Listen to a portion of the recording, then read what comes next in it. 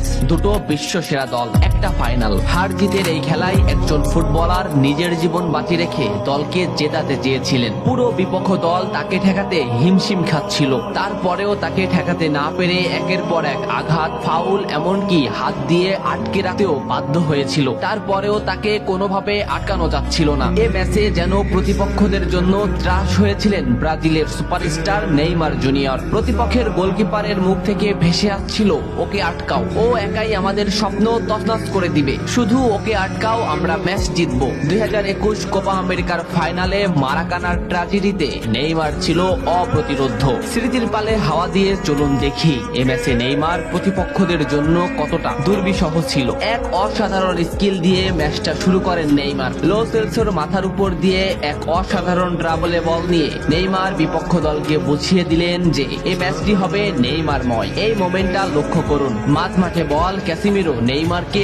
বল দিল। এই মোমেন্টে পিছন থেকে দি বল, সামনে থেকে আর্জেন্টিনার আরেকটি খেলোয়াড় সরাসরি নেইমারের পায়ে ট্যাকেল করলো। এভাবেই চলতে থাকে ম্যাচ। ম্যাচের 12 মিনিটে নেইমারের উপর যে আক্রমণ চলছে তার কিছুটা প্রমাণ মেলে। প্রতিপক্ষের খেলোয়াড়রা নেইমারের প্যান্টি ছিঁড়ে ফেলে, নেইমার সেটা রেফারিকে দেখায়। ম্যাচের 15 মিনিটে আবারও নেইমার বল নিয়ে সামনে আগাচ্ছে, কিন্তু আর্জেন্টিনার একটি খেলোয়াড় তাকে সরাসরি পায়ে ট্যাকেল করে, মাটিতে গড়িয়ে পড়েন তিনি। এত কিছু করেও নেইমারকে তারা আটকাতে পারছিল না। ম্যাচের এই মোমেন্টটা লক্ষ্য করুন, লেফট সাইড থেকে বল টেনে নিচ্ছে নেইমার। এই মোমেন্টে নেইমারকে ঘিরে আসছে প্রতিপক্ষের 4টি খেলোয়াড়। 2টি খেলোয়াড় সরাসরি নেইমারকে পায়ে ট্যাকেল দিলেন, মাটিতে পড়ে গেল নেইমার, কিন্তু নেইমার ঠিকই পাকুয়ে তাকে বল দিয়ে দিলেন। ডি বক্সের সামনে নেইমারের পায়ে বল, বলে না হিট করে সরাসরি নেইমারের পায়ে হিট করে ডিপল নেইমারকে ফেলে দিল। ডিপলকে এক সাংবাদিক প্রশ্ন করেছিল, কোন ফুটবলারকে আটকাতে তোমার সব থেকে বেশি কষ্ট হয়েছে? ডিপল নিঃশ্বাস নেওয়ার আগেই বললেন নেইমার। কোপা আমেরিকার ফাইনালে নেইমার ছিল অপ্রতিরোধ্য,